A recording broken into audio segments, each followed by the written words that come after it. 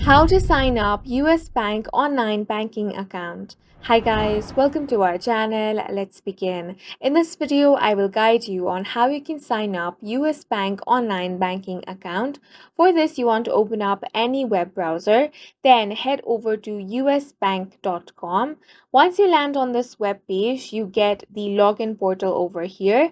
Normally, you can simply log into your account from here. However, to create or open US bank account, you want to click on the create a username and password option. Once you click on this option, it will take you to another page. On this page, you will have to fill up some details to create your US Bank online account. So go ahead and enter your card or account number. Once you have entered that, you want to enter the last four digits of your social security number. Then click on the continue option. If you do not have a social security number, simply click on the I don't have a social security number option.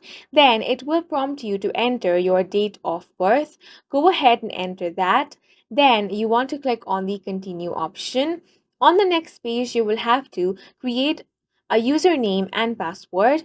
Once you have created both of that, you will have to verify some details. Simply follow the on-screen prompts and then your US Bank online banking account will be successfully created.